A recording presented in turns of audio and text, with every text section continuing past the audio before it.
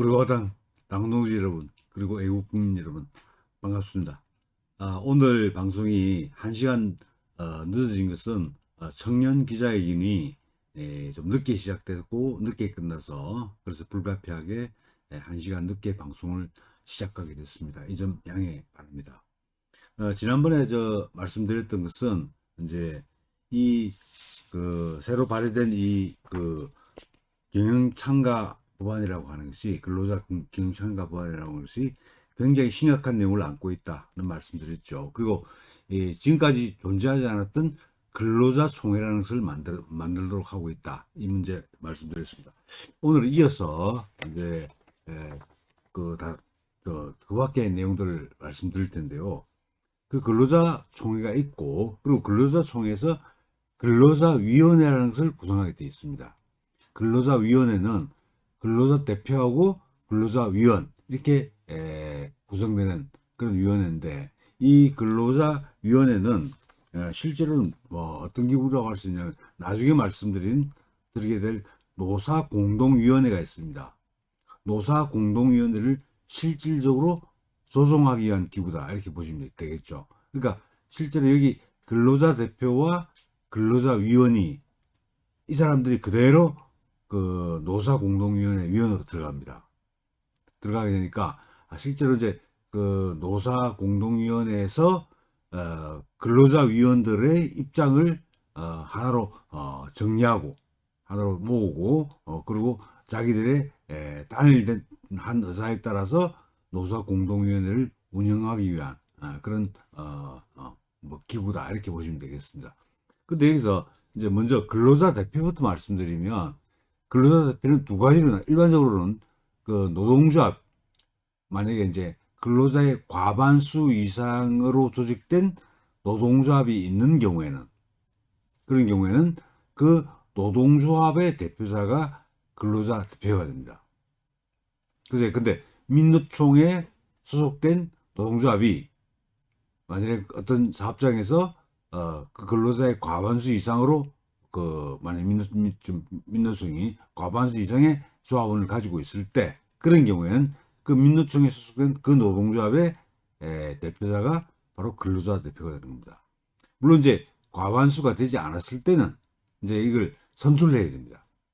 그래서 근로자총회에서 선출을 하는데, 물론 이제 선출 방식은 정해놨습니다. 그래서 직접, 비밀, 그리고 무기명 투표로 선출하게 되어 있다, 이렇게 보는데, 어떤 간에 사실은 이것도 결과적으로 노동조합을 조직하게끔 유도하는 기능을 하는 겁니다.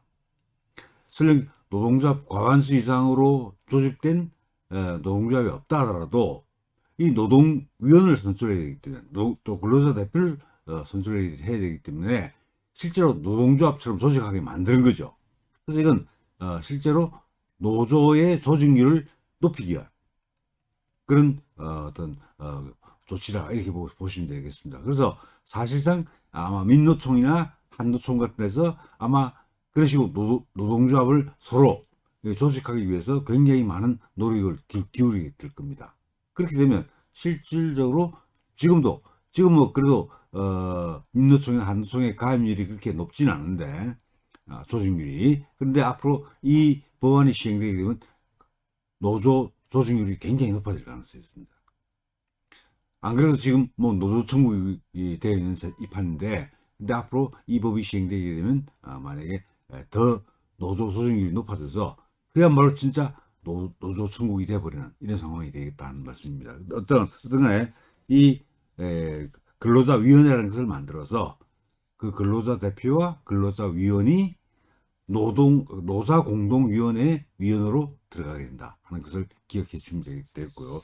그리고 이제 이 노동위원회, 이제 근로자위원 같은 경우는 3명 이상, 그리고 15명 미만의 그 위원으로 구성되어 있습니다.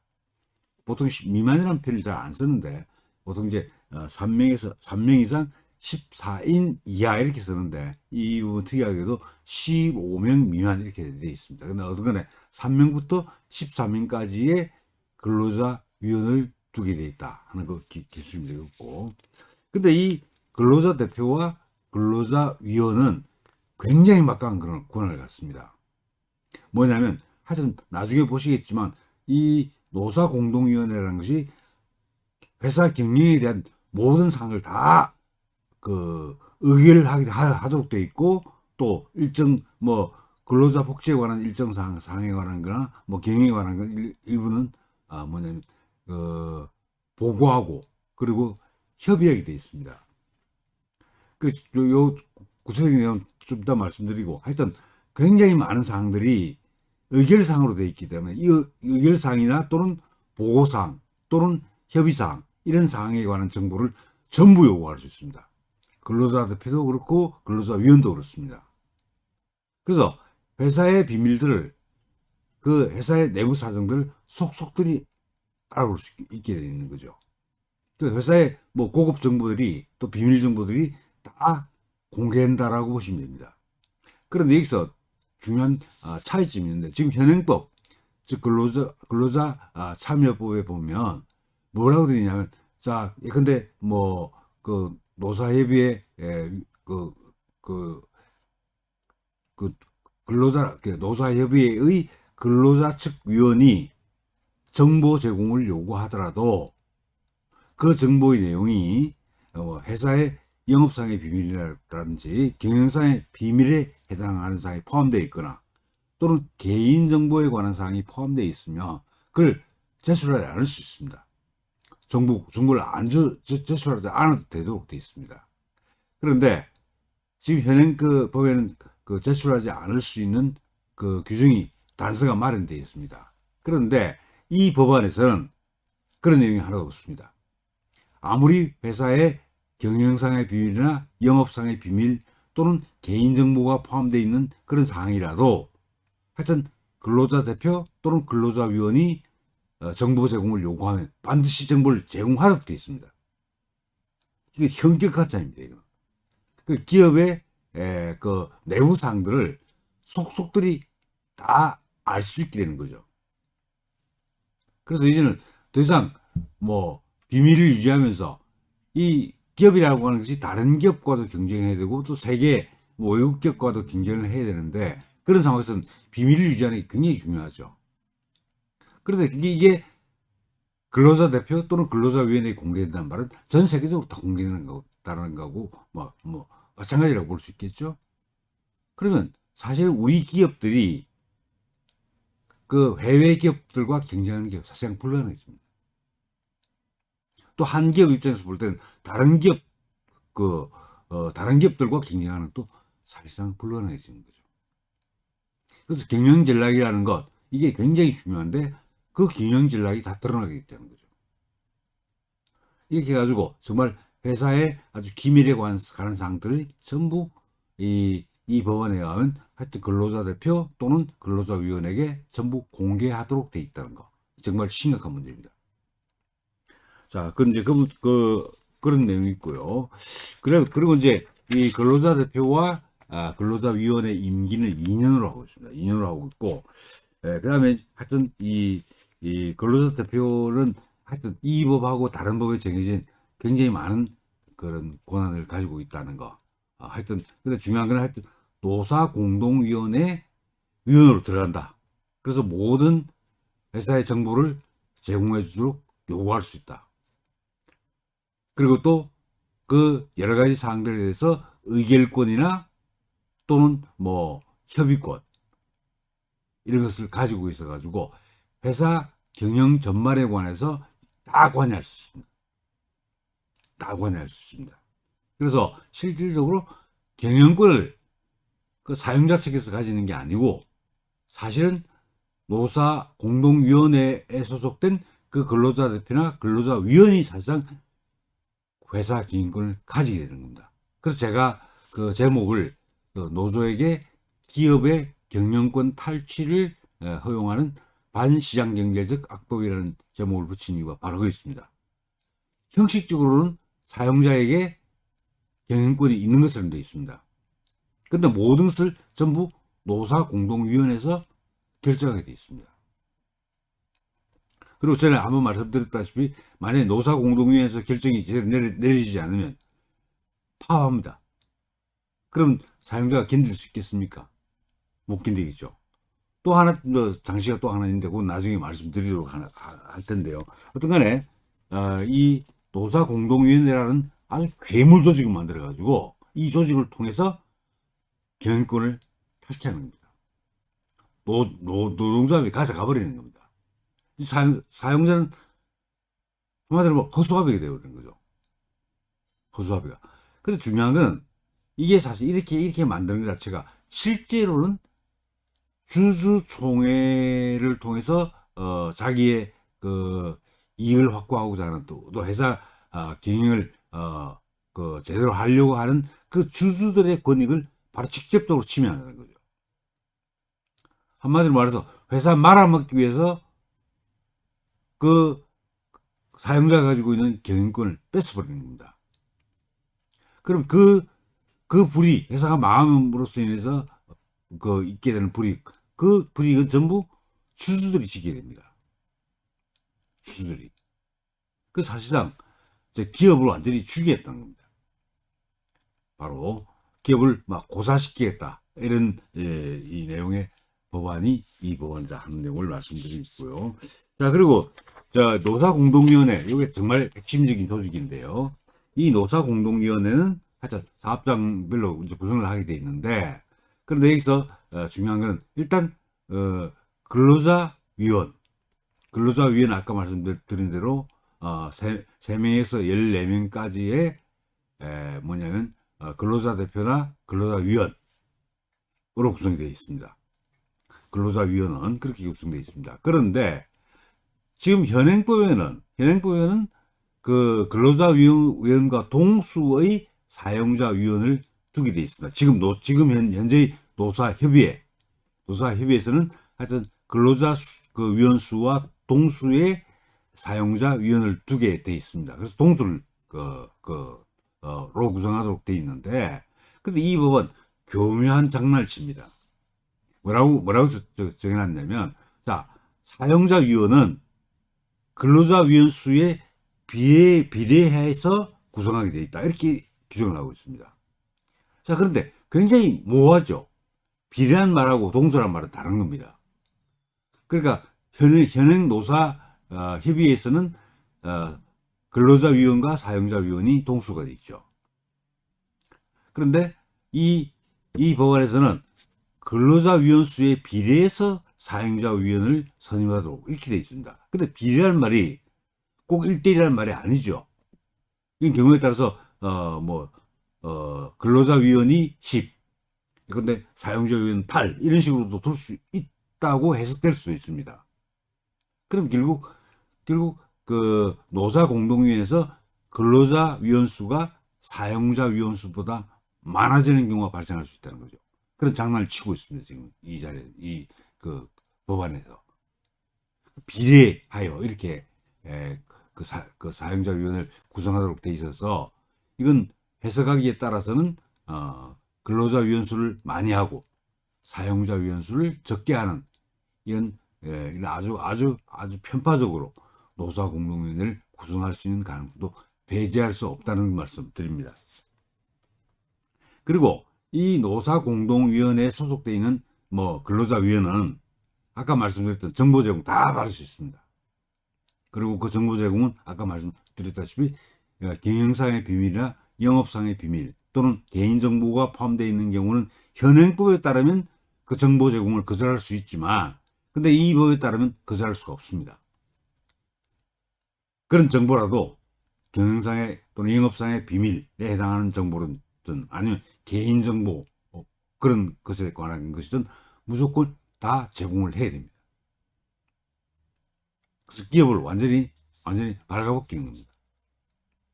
바로 그런 제도를 두고 있다는 말씀이고요. 그리고 정말 기가 막힌 게 이겁니다. 의결사항, 권한에 관한 문제입니다. 노사공동위원회. 지금 노사협의회 제도의 하에서는 실제로 대부분의 중요한 사항들이 전부 그냥 협의사항입니다. 협의사항이고, 의결사항은 근로자 복지에 관한 일부 사항만 의결사항입니다. 그런데 지금 이 법안에서는 그, 그 협의사항이 지금 현행 노사협의회에서 협의사항으로 돼 있던 많은 사항들이 전부 의결사항으로 넘어갔습니다. 그리고 물론 기존의 의결사항이었던 것도 의결사항입니다. 그래서 지금 현행법에서는 노사협의회에서 사실은 의결할 수 있는 사항이 별로 없습니다. 대부분 다 협의사항입니다.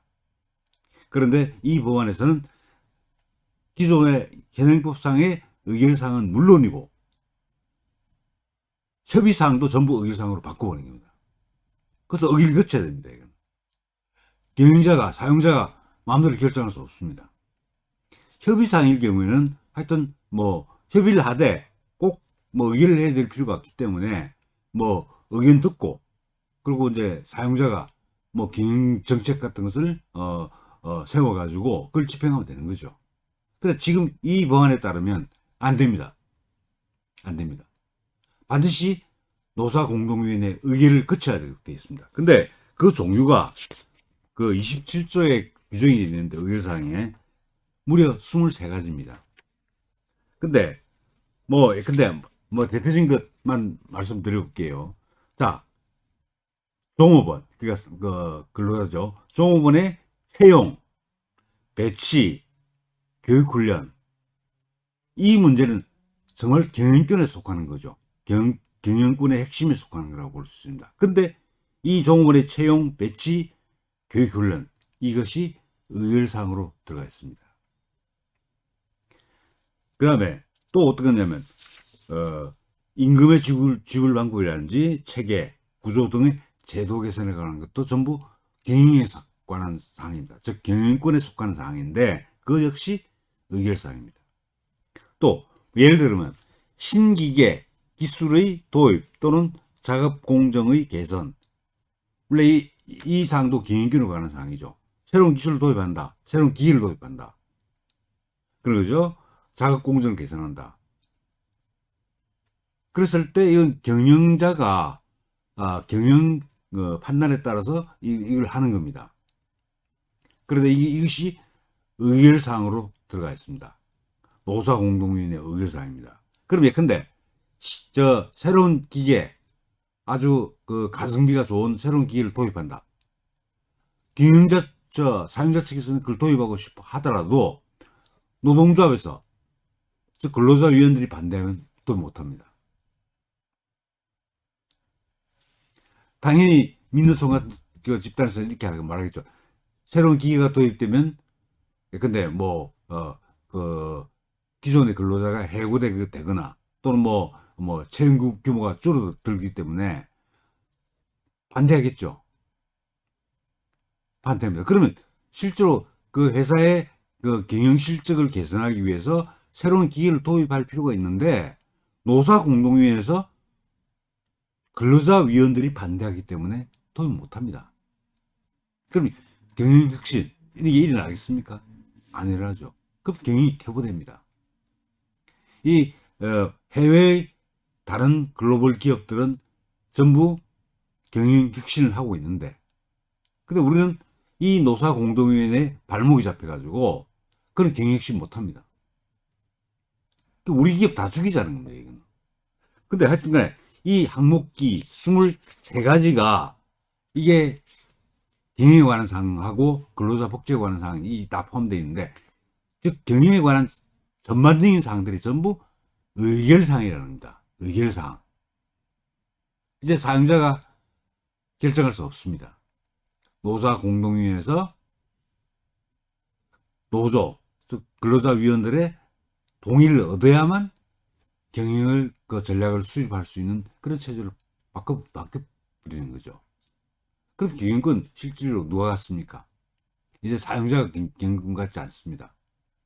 노조가 사용자가 가지고 있는 경영권을 뺏어버리는 겁니다. 이런 식으로 운영되고 있는 것이 그렇고요.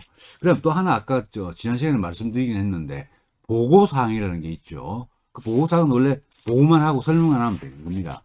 그런데 이것은 그 현행법상의 노사협의회에서 보고사항으로 돼 있던 것을 뭐라고 바꿨냐면 보고 또는 협의해야 한다. 이렇게 바꿨습니다. 현행법상은 보고하고 보고하거나 설명해야 된다. 이렇게 되어 있거든요. 보고나 설명을 하도록 되어 있습니다.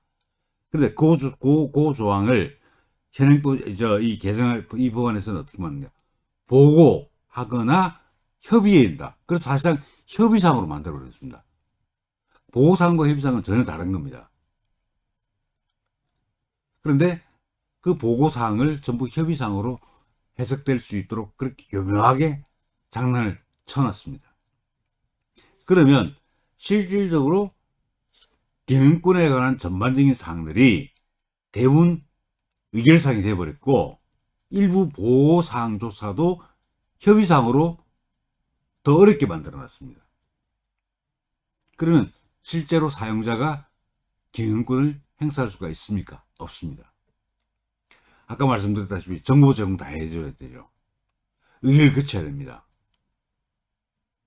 의결을 또 만약에 의결이 실패하면 또 노조 측에서 파업하겠죠.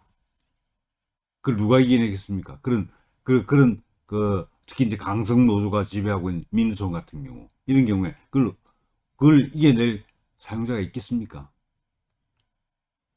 완전히 우리 기업 망하게 하려고 작정을 했습니다. 망하게 하려고. 그리고 이제 아까 지난번에 말씀드렸던 동호원의 채용 배치 이런 거 있죠, 그죠? 이거 우리 창원 집회에서 우리 당에서 외쳤던 그 있죠. 고용서에서 이제 노사공동위원회 의결을 거치면 고용서에서 이제 하는 겁니다. 당당하게 하는 겁니다. 당당하게. 채용 이런 걸 노사공동위원회에서 의결하게 돼 있으니까. 그래서 고용서에서 안건 올려가지고 노사공동위원회에서 의결해버리면 그럼 이제 아주 정당한 것으로 고용세습 제도를 합법적인 것으로 만들어버리는 거죠. 정말 이런 걸 보면 악질적입니다. 이 법안을 발의한 이 의원들도 악질적이고 이 법안을 뒤에서 아마 제 생각에는 그 민노총이나 한노총 같은 데서 이걸 아마 서포트를 해주거나 또는 압력을 넣었을 겁니다. 이런 법안을 발의하도록 그 민노총이나 한노총도 악질적입니다. 그래서 정말 이런 심각한 문제를 가지고 있는 그런 법안이다.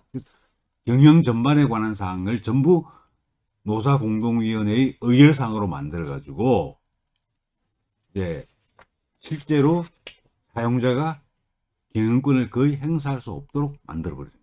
그래서 실제로 노조가 경영권을 장악하는 겁니다. 탈취해가는 겁니다. 근데 또 하나 또 정말 아주 희한한 제도가 있죠. 근데 의결 사항인 경우에는 의결이 경우에 따라 안 될 수가 있겠죠. 그러면 의결 사항의 경우에 노사공동위원회에서 의결이 안 되면 그러면 어떻게 하느냐. 이것도 정말 악랄한 제도를 넣어놨습니다. 이게 중재 제도를 넣어놨습니다. 자, 노사공동위원회에서 노사가 의원이 대립해서 의결이 안 되죠. 그러면 그 노사공동위원회 내부에 중재기구를 두거나 아니면 노동위원회와 같은 제3자가 그 의결되지 않은 사항에 대해서 중재를 하게 되어 있습니다. 그 중재를 반드시 따라야 됩니다. 자, 그런데 실제로 노사공동위원회 안에 설치되는 중재기구 그리고 또 노동위원회 같은 그런 제3자는 기본적으로 어느 쪽이냐. 이건 전문가들로 구성되거든요. 학자나 이런 사람들이 구성되는데 그 사람들이 거의 다 좌파 쪽, 신노조 그런 인사들이 대부분인 경우 많습니다. 노동위원회도 마찬가지입니다. 노동위원회도 일종의 국가기관이지만 그래도 좌파 성향의 인사들이 많이 들어가 있습니다. 그럼 어떻게 하겠습니까? 자, 노사공동위원회에서 근로자위원회하고 사용자위원회가 대립할 때 결정이 안 내려지는 게 아닙니다. 중재기구를 통해서 중재기구가 결정을 내리는 겁니다. 근데 그 중재 기구 자체가 좌파 성향의 인사들로 채워져 있습니다. 그럼 어떻게 됩니까? 자, 의결 하지 못했을 때는 결국 근로자위원들이 결정하는 대로 따라갈 수밖에 없던 거죠. 그 중재기구가 중립지지 못하기 때문에. 그러니까 노조 세상 된 겁니다. 이제 뭐 경영, 사용자의 경영권, 정말 아무 실권이 없는 정말 허수아비입니다. 이렇게 만들어놨습니다. 그리고 또 어떠냐면, 그 노사가 공동위원회에서 결정을 못했을 때도 중재기구에서 중재에 따르게 돼 있도록 하고, 또 노사가 의결을 했단 말이죠. 의결을 했는데 그 시행방법이나 이런 데에서 견해 차이가 생길 수 있겠죠. 그럴 때도 마찬가지로 중재기구에 넘기게 되어 있습니다. 그럼 좌파들이 잘 쓴 전략이 있죠. 아주 추상적으로 합의를 해놓습니다. 그리고 그것을 시행하는 방법에 들어가서는 일일이 딴지를 거는 거죠. 방해를 하는 겁니다. 그러면 사용자 위원들이 그에 반발하겠죠. 그럼 중재기구 넘겨버립니다. 즉 합의한 내용이 구체적으로 어떤 의미냐 하는 것을 중재위원회에서 중재기구에서 결정하도록 만들어버리는 거죠. 그러면 노조 쪽에 아주 유리하게 그렇게 해석을 해버리는 겁니다. 그럼 합의를 했다 하더라도 좌파들이 쓰는 그 아주 애매모호한 합의를 해가지고 마치 경영권에 전혀 손상을 안 주는 것처럼 하지만 실제로 그 시행 단계에 들어가면 그 중재기구에서 그걸 해석을 하도록 함으로써 실제로 노동조합에 유리한 방향으로 해석을 해버리는 거죠. 그럼 결과적으로 노동조합에 유리한 의결을 한 것이나 다름이 없게 됩니다. 해석을 그렇게 해버리니까. 이게 정말 심각한 문제라. 그래서 결국 지금 노사협의회에서는 의결권 자체가 제한되어 있고 대부분상은 협의사항이기 때문에 경영권이 뭐 약간의 제약을 받을 수는 있어도 심각한 제약을 받지는 않습니다. 그런데 이 법안에 따르면 노사공동위원회는 실제로 근로자위원회 다수로 구성될 가능성도 있고요. 그리고 회사 경영 전반에 관한 사항들이 전부 의결사항입니다. 그리고 또 만약에 의결이 성립하지 않았을 때는 중재기구에 따르게 되어 있는데, 중재기구의 결정에 따르게 되어 있는데, 그 중재기구 자체도 노조의 편향적인 사람들로 구성될 가능성이 굉장히 높다는 거죠. 그러면 사실상 노사공동위원회에서, 또 다르게 말하면 노사공동위원회에 참가한 노동조합 또는 근로위원들이 사실상 경영권을 행사하게 됩니다. 이제 사용자는 아무런 실권도 없어지는 거죠. 바로 이렇게 만들려고 하는 게 바로 이 법안의 핵심적인 내용이다 하는 말씀. 정보 제공 다 할 수 있는 것 다 똑같습니다. 그리고 또 하나가 뭐냐면, 아주 노골적으로 의도를 드러낸 것 중에 하나가 있는데, 그게 뭐냐면, 장 제목 자체를 뭐라고 붙인다면 근로자의 경영 참가와 경영 감독이라고 되어 있습니다. 장 제목을 아예 그렇게 뽑아놨습니다. 자, 이제 근로자가 경영에 참가한다는 거죠. 그리고 경영을 감독한다는 겁니다. 이게 바로 이 법안의 본질을 잘 보여주는 겁니다. 참가하고 근로자가 수주도 아닌데, 또 주주 중에서 뭐 선출되는 과정 형식을 거치지만 하여튼 이 근로자가 추천하는 사람이 하여튼 뭐 사회이사도 하고, 사회이사로서 경영참가하고, 그리고 감사로 그걸 노동감사라고 이름을 붙여놨습니다. 근로자가 추천하는 감사, 근로자가 추천해서 주주총회에서 선출하는 감사, 이것을 노동감사라고, 노동감사가 돼서 경영 전반을 감사합니다. 그리고 이제 그 감사위원회라는 게 전에 한 말씀드린 적이 있는데, 규모가 큰 회사 같은 경우는 그냥 상근 감사만으로 안 되고 감사위원회라는 것을 만들게 되는데, 감사위원회가 구성되어 있는 경우에는 그 감사위원인 노동이사, 즉 그 근로자들이 추천한 감사위원인데 그 감사위원은 동시에 이사이기도 하죠. 그래서 그 감사위원인 노동이사 이렇게 표현을 하고 있습니다. 근데 어쨌거나 이 둘은 다 상근 감사에 가깝다라고 생각하시면 되는데 이걸 반드시 포함시키게 되어 있습니다. 그래서 정말 제가 이 법안을 보면서 참 어이가 없고 정말 이렇게까지 장난치나 생각을 했었는데요. 자, 그럼 구체적인 내용 몇 가지 살펴보겠습니다. 첫 번째, 근로자 대표 있죠, 그죠? 근로자 대표는 사실은 근로자 대표는 그 노동조합 대표일 수도 있죠, 그죠? 근로자 대표는 그 주주총회에서 이사로 선임된 사람이 아닙니다. 근데 회사의 이사회는 누가 참여합니까? 주주총회에서 이사로 선임된 사람이 이사회를 구성하는 거죠. 그래서 근로자 대표는 주주총회에서 이사로 선임된 사람이 아니기 때문에 이사회에 참여하면 안 됩니다. 참여할 권한이 없어요. 그런데 뭐라고 하고 있냐면 이 법안에서는 이 근로자 대표가 이사회에 참여해가지고 발언권을 갖도록 하고 있습니다. 근로자 대표가 이사도 아닌데 이사회에 참여하는 겁니다. 발언권도 가집니다. 말이 됩니까? 이거? 말이 안 되죠. 그래서 이사회 하는 것을 다 근로자 대표가 참가해가지고 다 감시하겠다는 겁니다. 의견 표명하면서 반대하고 이렇게 하겠다는 겁니다. 그럼 근로자 대표가 강하게 반대하면 그 사용자 측에서 그 주주총회를 통해서 뽑은 이사들은 좀 위축될 수밖에 없죠. 그래서 실제로 그 주주총회에서 이사로 선출되지 않은 근로자 대표가 이사회에 참가해가지고 발언권을 부여하도록 한다. 이건 정말 심각한 바로 경영권 침해다. 이렇게 말씀드릴 수 있고. 그 다음에 또 있습니다.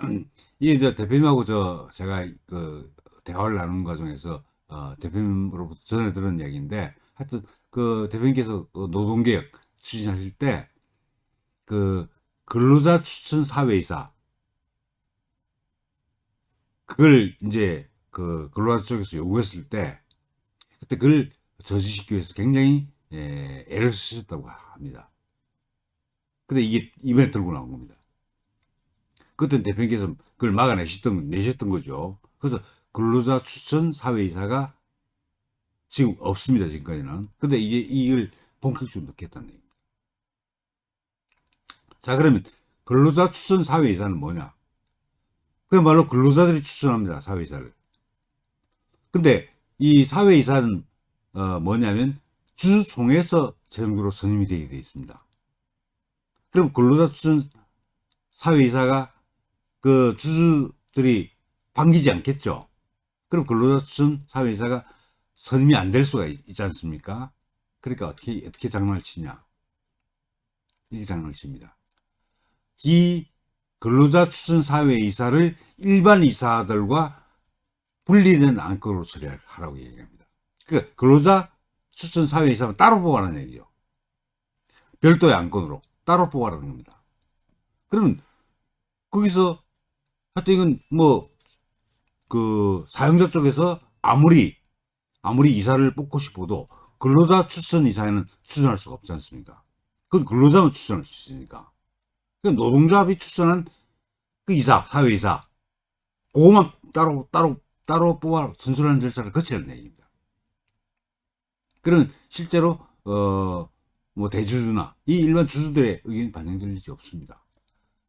즉 노동조합이 주주 위에 군림하는 게 됩니다. 왜냐?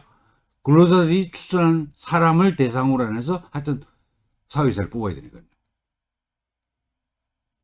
그래서 기본적으로 하여튼 주주들의 의결권을 침해하면서 이게 굉장히 중요한 권리 침해인데요. 주주들의 그 주주권 행사를 침해하면서 근로자가 추천한 사회이사를 한 명 이상 뽑도록 하고 있다는 겁니다. 그리고 또 예컨대 이제 근로자 추천 사회이사가 이사를 2명 이상 뽑을 때 그때는 또 집중 투표제라는 것을 실시하게 되어 있습니다. 그래서 이런 게 있겠죠. 뭐 민노총에서 A라는 근로자 추천 사회이사를 추천했고, 그리고 뭐 예컨대 소속화되어 있지 않은 그런 쪽에서 또 B라는 사회이사를 추천했다고 합시다. 그러면 어떻게 하느냐? 집중 투표를 택해 가지고 하여튼 이 민노총이 추천한 그 사회이사, 이 사람을 반드시 선출하도록 만들겠다는 겁니다. 그래서 하여튼 근로자 추천 사회이사를 2명 이상 뽑을 때에는 집중 투표제를 실시해 가지고 결과적으로 노동조합에서 원하는 사회이사를 반드시 주주총회에서 선출할 수밖에 없도록 하겠다는 겁니다. 이제 요 과정은 지난번에 말씀드렸기 때문에 그런데 집중 투표를 한다는 거. 그리고 대주주의 경우는 의결권 제한이 있습니다. 그죠? 의결권 제한. 그래서 이런 장치 때문에 실제로 이 대주주나 또 그런 오히려 노동조합에서 좀 약간 반대되는 이런 경영권을 수호하고자 하는 이런 그 주주들의 이걸 그 의사를 완전히 묵살해 버리는 겁니다. 의견 제한도 그렇고 그 다음에 집중 투표도 그렇습니다. 이걸 통해 가지고 실질적으로 이 사람들이 하여튼 민노총이 간단하게 생각하시면 민노총이 미는 사회이사가 주주총회에서 당선되게끔 이사로 선임되게끔 그렇게 만들어 놓은 겁니다. 지금. 그럼 민노총이 사회이사를 넣으면 어떻게 했습니까? 그 사람 경사의 비밀 다 볼 수 있죠. 다 관여할 수 있습니다. 그걸 또 정보를 또 어디다 전달하겠습니까? 민수석 전달하겠죠. 그래가지고 온갖 파업 빌미 찾아내고 또 경영자들 협박하고 그런 거 다 하겠죠. 그래 경영권 행사가 제대로 이루어지겠습니까? 이루어지지 않습니다. 이런 짓을 해놨습니다. 그 다음에 또 하나 이제 근로자 추천 사회이사의 경우에도 그렇다시피 또 하나 중요한 건 노동감사라는 게 있습니다. 그런데 이 노동감사는 2가지 회사 규모별로 다른데 비교적 상장회사 가운데 비교적 소규모의 경우는 상근감사를 두게 되어 있습니다. 그리고 굉장히 규모가 큰 상장회사 같은 경우에는 감사위원회를 두게 되어 있습니다. 그래서 상근감사냐 회사 규모에 따라서 상근감사냐 감사위원회냐 이렇게 되는데, 근데 상근감사를 두게 되어 있는 상장회사의 경우에 그 상근감사 중에 1명 이상을 반드시 근로자 추천 그 상근감사로 선임을 하도록 하는 겁니다. 이것도 마찬가지입니다. 이 상근감사를 근로자들이 추천합니다.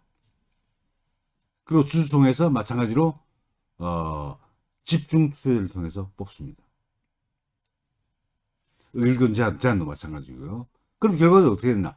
민노총이 미는 상근감사가 주주총회에서 의견이 분리되어 있기 때문에 그냥 집중 투표를 이용해 가지고 그냥 그 사람이 상근감사로 갑니다. 그러면 아까 말씀드렸던 사회이사, 상근감사 이제 다 민노총이 생각한다고 생각해 보십시오. 정말 끔찍하죠, 이거는. 정말 끔찍합니다. 그리고 이제 감사위원인 노동이사라는 것은 뭐냐면 감사위원회가 설치되어 있는 좀 대규모 상장회사의 경우에는 감사위원회를 구성해서 감사위원을 뽑도록 돼 있죠. 그래서 전에 말씀드렸습니다, 그때. 그런데 이 감사위원 중에 한 명 이상을 반드시 근로자가 추천하는 감사위원으로 뽑아야 된다. 그래서 그 이름을 감사위원인 노동이사라고 붙입니다. 그래서 결과적으로 대본의 상장회사는 뭡니까? 그냥 노동감사 또는 감사위원인 노동이사 이걸 뽑게 되어 있는 거죠. 민노총이 그걸 하겠다는 겁니다. 그렇게 일사천리로 뽑아내겠다는 거죠. 자, 그러면 아까 이제 다시 보시면, 자, 회사의 경영에 관한 대부분의 사항들이 노사공동위원회의 의결 사항이 되어 있습니다. 사용자 또는 경영자는 결정권이 없습니다. 그리고 실제로 경영을 하는 과정에서는, 자, 근로자 대표가 이사도 아니면서 이사에 참석해가지고 발언까지 할 수 있습니다.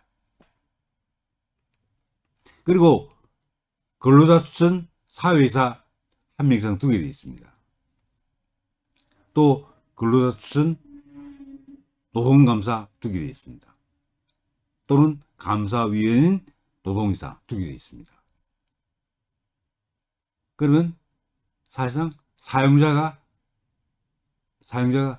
경영권을 제대로 행사를 할 수 있겠습니까? 할 수 없습니다. 발 다 묶여버렸습니다. 다 묶여버렸습니다. 이게 바로 정말 이 무지막지한, 정말 제가 이 검토를 하면서 느낀 게, 정말 이건 우리 시장경제, 자본주의 시장의 질서를 완전히 파괴하는 겁니다. 기업 경영을 못하게 만드는 겁니다. 이게 제가 본 것 중에 사회주의적 색채가 가장 강한 법안 중에 하나다, 저는 그렇게 봅니다. 사회주의 색채가 가장 강합니다. 대놓고 뭐 주주총회 같은 것을 주식회사 같은 것을 국유화는 시킬 수 없으니까, 뭐냐면 실제로 노동조합을 통해서 사용자를 경영권에서 배제시켜 버리는 겁니다. 그리고 노동조합 마음대로 하겠다는 겁니다. 정말 이 사회주의 색채가 굉장히 강한 그런 위헌적인 법이다. 이게 제가 생각할 때는 앞으로 이제 물론 이제 경영계나 또는 하여튼 이 대기업 쪽에서 어떻게 반응을 할지 모르겠지만, 이건 반드시 헌법소원 제기해야 됩니다. 이건 경영자의 경영권을 심각하게 침해하는 거기 때문에 이건 위헌입니다. 경영권의 본질적 내용을 침해하는 겁니다. 우리 헌법 제37조 2항에 보면 국내의 모든 자유와 권리는 국가안전보장 질서유지 공공복리를 위하여 필요한 경우에 한하여 법률로서 제한할 수 있고, 제한하는 경우에도 그 본질적 내용을 침해할 수 없다. 이게 헌법에 명시되어 있습니다. 즉 국민의 자유와 권리를 제한하더라도 본질적 내용을 침해해서는 안 된다는 겁니다. 이게 이제 사실 굉장히 중요한 조항인데, 그런데 이 법안에 나와 있는 내용들은 경영권의 본질적 내용을 침해합니다. 경영자가 독자적으로 할 수 있는 게 하나도 없어요. 노사공동위원회 전부 다 의견을 개최하죠. 그게 경영권입니까? 경영권 행사 아닙니다. 완전히 사용자의 경영권을 사실은 박탈해버립니다. 그래서 이건 헌법 제37조 제2항 본질적 내용을 침해해서는 안 된다는 그 규정을 정면으로 위반하고 있습니다. 그래서 이건 반드시 헌법소원 또는 위헌법률 심판이 반드시 이루어져야 될 그런 악법이다. 이 반체적인 악법입니다. 반체적인 악법. 자, 일단 이런 내용들을 가지고 있는 내용이고, 그다음 또 하나 말씀드릴 게 뭐냐면, 이또 벌칙을 또 부과를 해놓고 있습니다. 근데 다른 건 설명은 드리지 않고 한 가지만 드리겠습니다. 자, 근로자 추천 사회이사 있었죠. 그 다음에 노동감사 있었죠. 그 다음에 하여튼 감사위원인 노동이사, 이런 걸 하여튼 선임하도록 돼 있죠. 그런데 만일에 사용자가 이걸 선임을 안 했다. 즉 근로자 추천 사회이사, 노동감사 또는 감사위원인 노동이사를 선임하지 않았다. 과태료를 물리게 되어 있습니다. 과태료를 그 아마 제 생각에 입법 과정에서 더 올라가지 않을까 생각이 드는데 1억 원 이하의 과태료를 부과도 돼 있습니다. 근데 건건일 겁니다. 그러면 자, 근로수준 사회이사 안 뽑으면 1억, 노동감사 안 뽑으면 또 1억 이렇게 들어갈 겁니다. 그리고 제 생각에 입법 과정에서 오히려 뭐 10억 단위로 뭐 올라가지 않을까 하는 전 그게 더 우려되는데요. 그래서 실제로 과태료를 부과해가지고 실제로 뽑지 않을 수 없게 그렇게 만들어버리겠다는 거죠.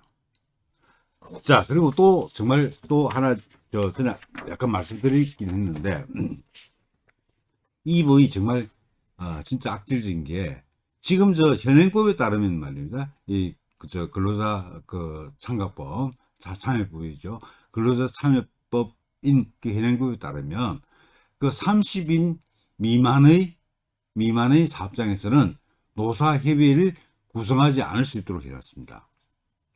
30인 이상의 경우만 노사협의를 구성하도록 하고 그 소규모 그 회사 같은 경우는 노사협의를 구성하지 않도록 해놨습니다.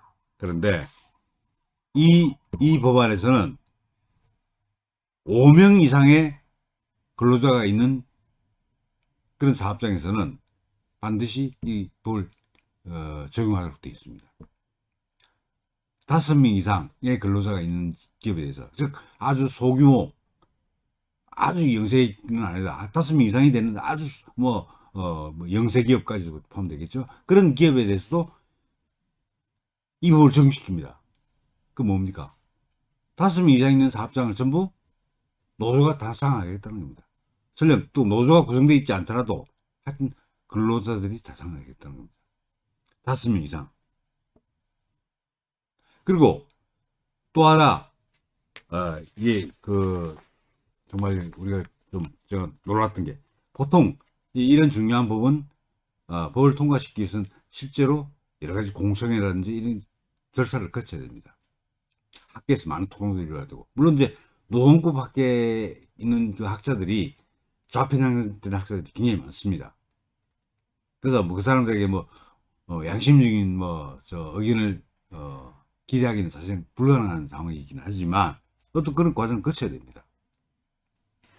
자, 그리고 법을 시행하면 그 기간을 둡니다. 시행에 필요한 준비 기간을 두는 게 일반적입니다. 그래서 예컨대 공포한 날로부터 1년 뒤에 시행한다든지 2년 뒤에 시행한다든지 이렇게 기간을 두는 게, 유예 기간을 두는 게 일반적입니다. 그래서 이 법은 공포한 날 즉시 시행하게 되어 있습니다. 국회 통과하고 정부 이송돼 가지고 대통령이 공포하면 그날부터 바로 시행됩니다. 준비기간 하나도 안 주는 거죠.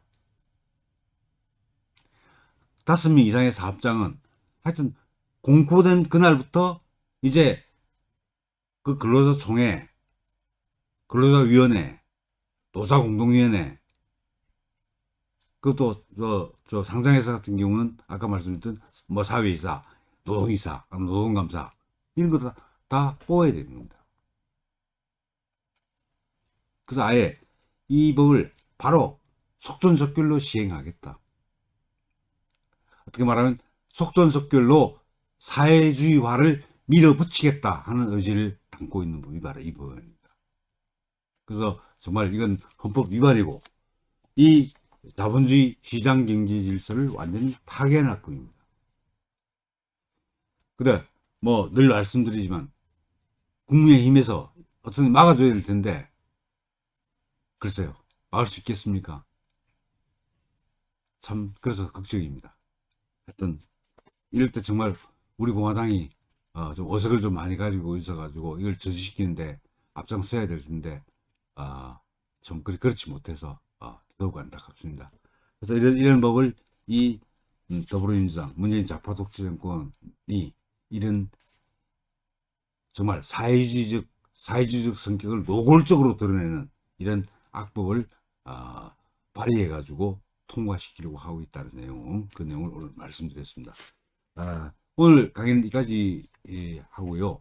다음 주에는 또 오전에 그 최고위원회에서 나온 이야기인데 적경지역 뭐 특별법 이 부분도 관심이 가는 내용이고 또 다른 내용도 있으니까 그 부분과 관련된 악법을 가지고 다음 주 이 시간에 찾아뵙도록 하겠습니다. 오늘 1시간 강의 늦은 것에 대해서 여러분들께 양해를 부탁드리겠습니다. 마치겠습니다.